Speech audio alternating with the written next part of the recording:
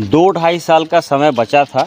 उस दो ढाई साल के समय में कार्यकाल में, क्योंकि 5 साल में 2 साल 3 साल का कोरोना खा गया, उस कार्यकाल बात कर रहे थे आप, तो क्या कुछ उसमें लगता है कि उसमें कोई सबसे बड़ा काम जो आपको लगा कि जिसको लेकर पब्लिक के बीच में आप जाएं?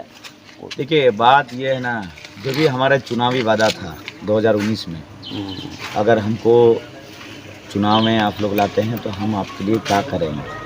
हमारे चुनावी वादा आप उठा के देख लीजिए उस पन्ने को, अगर एक भी चुनावी वादा बाकी रहा तो आप सब की सब चुनावी वादा हम लोग कर दिए हैं। और जो भी आ भी रहा है वर्तमान समय में, अगर देखा जाए तो उस चुनावी वादा में पहले यहाँ डिग्री कॉलेज की नहीं था, डिग्री कॉलेज हम लोग देने का काम किए सरकार ने, और 41 करोड़ रुपए के भवन भी ऑलरेडी टेंडर हो चुका है। साथ में यहाँ पढ़ाई लिखाई के लिए बहुत हो रहा था, टेक्निकल पढ़ाई लिखाई के लिए यहाँ हम लोग को पॉलीटेक्निकल कॉलेज भी देने का काम किए 136 करोड़ रुपये के कोटा में। पेयजल के लिए बहुत दिक्कत था, घर घर कैसे पेयजल पहुँचे उसके लिए 262 करोड़ रुपया दिया गया है ताकि घर घर पोटका प्रखंड में पेयजल पहुँचे।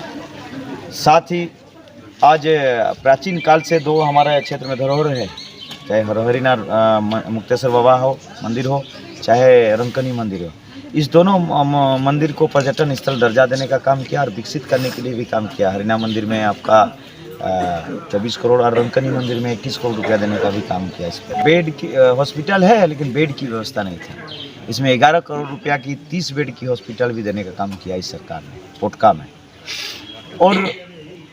और अगर पोटका में देखा जाए, कोई एक ऐसे सड़क था जो पूर्व से नहीं बना था। भारत आज़ाद होने के बाद ऐसे ऐसे आदिवासी गांव हैं जहां पूर्व से नहीं बना है और पुलिया नहीं था, वैसे ऐसे सड़क को चिन्हित करके लगभग आरसीडी विभाग से, पथ निर्माण विभाग से 42 किलोमीटर का पथ बनाया गया इस हमारे पोटका प्रखंड में। और मुख्यमंत्री ग्राम सड़क योजना अंतर्गत में 40 किलोमीटर सड़क बनाया गया इस पोटका विधानसभा में।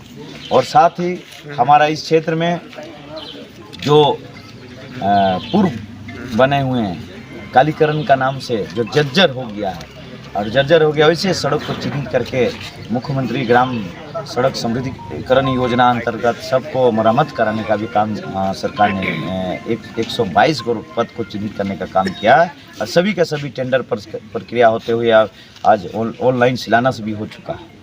और हमारा डुमरिया प्रखंड के लिए भी वहाँ भी स्वास्थ्य की व्यवस्था नहीं था, और वहाँ स्वास्थ्य की व्यवस्था को देखते हुए वहाँ भी 30 बेड की हॉस्पिटल 11 करोड़ का वहाँ भी देने का काम किया।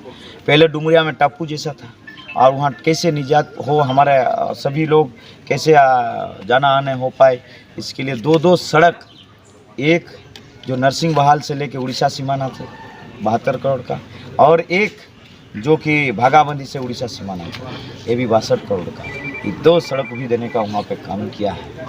साथ ही हमारा जमशेदपुर प्रखंड के लिए आज रिंग रोड, हमेशा करंडी सुंदरनगर जाम रहता है, इसको कैसे निजात पाए, इसके लिए सरकार ने बागबड़ा से किताड़ी से रिंग रोड होते हुए जेल होते हुए आपके लील लुंगरी सुंदरनगर निकलेगा लगभग 100 करोड़ रुपये के। आज वर्षों से मांग था कि जयपाल सिंह मुंडा कैसे, जयपाल सिंह जो मुंडा स्टेडियम है वो कैसे वहाँ स्टेडियम बने, और उस मांग को भी पिछले सरकार में वो हो नहीं पाया था, और उसको भी ये करते हुए 7 करोड़ रुपया देने का काम किया वो स्टेडियम को। और खासकर हमारा ग्रामीण इस बागवाड़ा क्षेत्र में हाउसिंग कॉलोनी के लिए पहले पानी के लिए बहुत ही दिक्कत होता था, कॉलोनी में गंदा पानी आता था, उसके लिए वाटर ट्रीटमेंट प्लांट 3.5 करोड़ रुपया देने का काम किया। और वहाँ बार मोटर खराब होता था, उसमें 12 लाख रुपया भी दे के काम कराने का काम किया सरकार ने।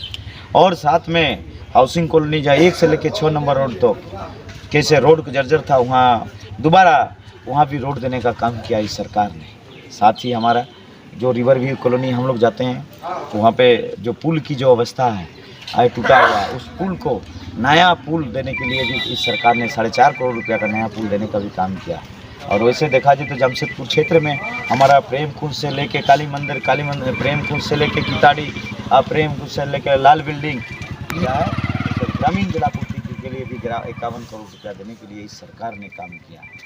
और हर पंचायत में एक पंचायत में पहले वर्ष 5 चापाकल और इस वित्तीय वर्ष 10 चापाकल देने का भी काम किया ताकि कोई पानी की किल्लत ना हो इस क्षेत्र में।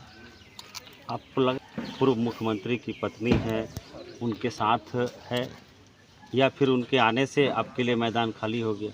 ऐसा नहीं, लड़ाई होता है, कोई किसी को कमज़ोर ना समझे।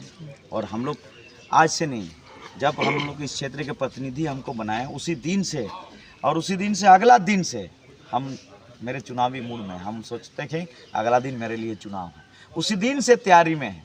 हम अपना तैयारी को लेकर चल रहे हैं आगे बढ़ाने, और हम जो काम किए हैं उसको लेकर आगे बढ़ रहे हैं। लेकिन बताएं वो लोग तो आज पहली बार प्रतिनिधि नहीं रहा उस परिवार के देखा जाए तो राज अलग होने से पहले भी और राज बनने के बाद भी, और वो परिवार इस झारखंड को नेतृत्व करने का काम किया है। कहीं मंत्री रह के, कहीं मंत्री रहते हुए झारखंड को, फिर से मुख्यमंत्री रहते हुए झारखंड को, फिर इस जिला के एमपी रहते हुए, फिर मुख्यमंत्री रहते, एक नहीं और दो बार मुख्यमंत्री रहते हुए, फिर इस देश का मंत्री रहते हुए इस क्षेत्र को प्रतिनिधित्व करने का काम किया है। हमारा दिखा दें यहाँ की जिस मंत्री रहे उस विभाग में क्या विकास हुआ है। अन्यथा उनका समय में हमारे ओबीसी वर्ग के लिए जो आरक्षण था वो आरक्षण 27% से कट के 14% कर दिया गया उनकी कार्यकाल में। वो बता दें कि इस राज्य के जो गठबंधन की सरकार ने आदिवासियों के लिए सरना कोड मांग किया था, वो मांग करने के बाद यहाँ से केंद्र भेजने का काम किया। वो बता दें उस समय उस विभाग के जनजातीय मंत्री थे, वो बता दें क्यों नहीं किए। इस ये पोटका के साथ साथ पूरे झारखंड की जनता जानना चाहती है कि क्यों नहीं आदिवासी को सरना कर दिए। आज उनके कार्यकाल तो देखा जाए झारखंड से पहले और झारखंड के बाद उन्हीं लोगों तो चलाया। और आज अगर आके पोटका में कहेंगे कि विकास नहीं हुआ तो वो लोग क्या विकास किया? वो विकास खाली गिना दे हमको झारखंड से बनने के पहले और झारखंड के बाद, उसके बाद हम गिनाएंगे कि हम लोग क्या काम किए हैं इस 5 साल के दौरान। इस चुनावी दंगल में जो है जो दोष प्रत्यारोप का जो दौर चला हुआ है, इस पे क्या कहना चाहेंगे? ये तो हमेशा है। अरे चुनावी दंगल में नहीं, आप नेतृत्व कर रहे हैं किसी समाज को हो चाहे पार्टी को हो, कहीं भी हो, तो आपको आरोप प्रत्यारोप तो लगेगा ही। तो उसमें इसी आज की बात नहीं है ये, आज कोई नया बात भी नहीं है। आरोप प्रत्यारोप होते रहेंगे और झूठ भी अफवाह भी फैलाते रहेंगे। और थोड़ा हम तो कमज़ोर आदमी है ना, हम तो हिमालय से टकरा रहे हैं, हम कमज़ोर आदमी हैं। मेरा पिताजी तो साधारण किसान थे, आज किसान से आज यहाँ तक पहुँचे हैं। और हम इस क्षेत्र को समझते हुए, दुख दर्द को समझते हैं, गरीब को, एक असहाय को, एक किसान को, एक बेरोजगार को, एक आम जन को समझते हुए आज सेवा करने का काम किए हैं 5 साल। और हम जो आज जिसके साथ हम लड़ रहे हैं वो तो हिमालय है, टकरा रहे हैं हम। तो जनता इसका जवाब देगा कि कैसे चाहिए। पैराशूट वाला नेता चाहिए कि इनका हर दुख सुख में हर 24 घंटा सुबह से लेकर रात 2 बजे तक उनके साथ रहने वाला को चाहिए। जनता बताएगा आने वाला 13 तारीख को कैसे यहाँ के विधायक के लिए जो जिस समय खोजा उस समय मिला वैसे चाहिए ना, खोजने के लिए उनको जाके गाड़ी कर कोई जाना होगा रांची ना दिल्ली खोजना होगा वैसे चाहिए। जनता सोचेगा, जनता तय करेगा। हम तो कर्म करके काम करते हुए जा रहे हैं, सेवा करते हुए जा रहे हैं जिस आशा उम्मीद से हमें बनाया गया था। बहुत बहुत शुभकामनाएं कि आप अपनी इस लड़ाई में जीत हो, हासिल हो और दूसरी बार आप विधानसभा में पहुँचे।